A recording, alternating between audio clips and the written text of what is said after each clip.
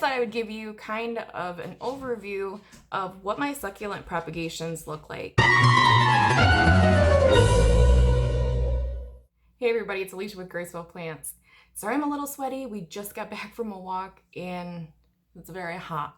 And I really just don't feel like putting makeup on, so what you see is what you get. I had done a video where I combined all of my succulents into 3 large arrangements, and I had beheaded a lot of them for a small cutting arrangement.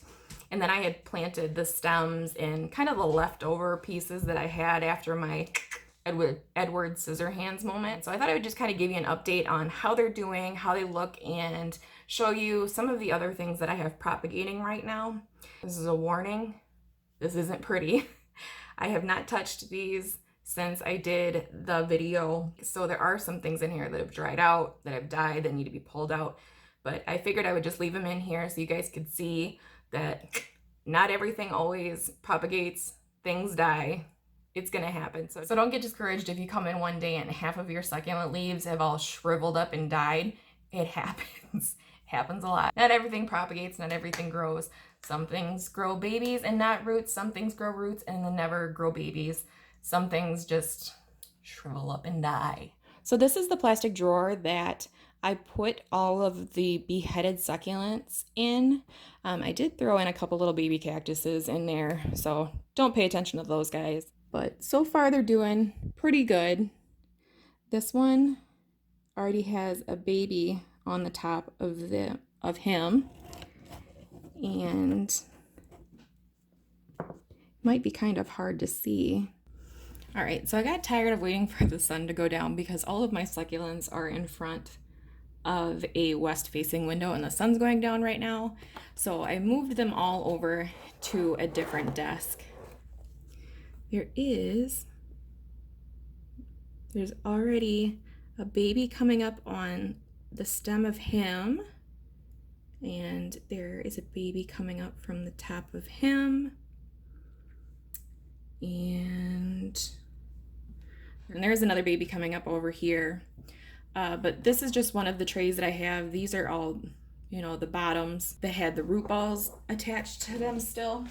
And then in this tray, these were just the random pieces of succulents that I had left over, either that were just the stems or the tops. Not all of these are from the beheading. Some of these are ones that I've had in here. And like I said, I haven't cleaned these out, so some of these are looking pretty sad. But other ones are doing fairly well.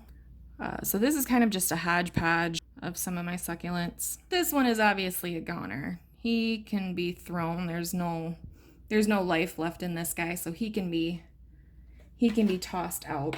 I honestly like to leave anything that I'm trying to propagate in the propagation container that I've got them in until they get to that point where they're so dried and crispy and there's no possibility of life ever again out of them. These guys overall, they're doing fairly well. So even with this one, this was just a midsection of a stretched out succulent. So there's no roots to him yet, but if you look right below my finger, there is a little baby coming off of him right there. And it looks like there's another one starting there. So, I mean, that goes to show you that you should never waste any part of your succulent. Just because it's stretched out, you can still get babies from them. So these guys are just my leaf propagations.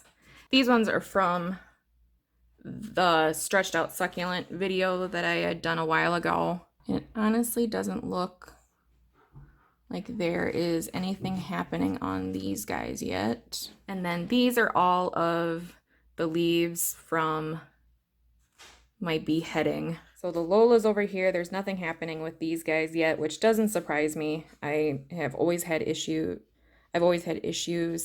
propagating the Lolas. Let's see. There is tiny little roots coming off of the Kalanchoe. So some of these were already growing roots and or babies on them when I had taken the leaves off of the plants. So that one's got nice little roots. Another one with a baby on him. Look like he's starting to get a few roots in there. This guy's really, really taken off. Showing off to his friends. So there's a tiny little baby coming off of him. And then I haven't taken any of these out here because I wanted to show you, you know, not all of your leaves are going to propagate. If they get really mushy like this and get a little bit see-through, you know that is not going to propagate anything. So you can take these guys out. Also, if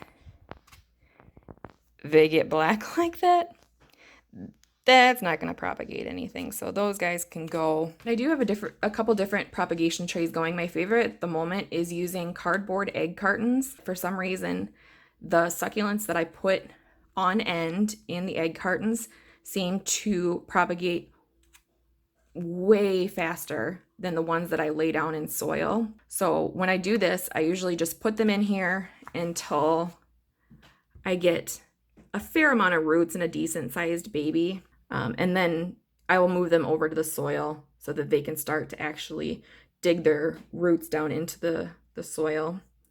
So here's another leaf that is that translucent. Nothing will happen with him.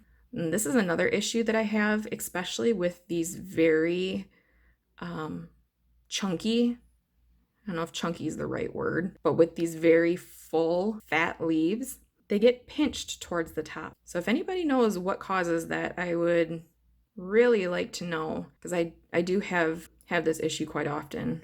So this one was actually growing a baby, but there just wasn't enough moisture in the leaf and he dried up before anything could really happen. So you always want to make sure you water your succulents probably 2 to 3 days before you plan on propagating them and taking leaves off them, just to make sure that there is enough water stored in the leaf to sustain growth. And then I do have just the normal tray of propagations.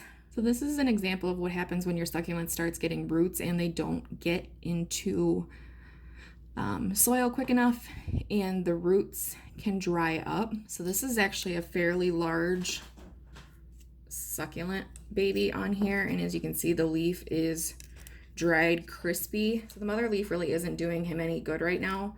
So you can just pull the mother leaf off of there. And a lot of times if this happens and you catch it quick enough, you can put the dried roots into the soil and new roots will form. So if you're nosy like me and you're constantly coming to your propagation tray, lifting your succulent or lifting your leaves up to see, you know, how the roots are doing, how the babies are growing, you're actually slowing down the growth because you're disrupting the soil and you're disrupting everything around them. So you're actually hindering them by being nosy and checking them. So do yourself a favor and don't touch your succulent leaves. So that was just a quick little update on some of the propagations that I have going. If you have any questions, leave them down below. I'd love to talk to you about what you do and how, you know, the best way that you found to propagate leaves. Because like I said, right now, the best way that I found is using just egg cartons in the air.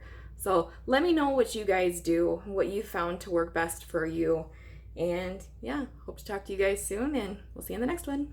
Bye.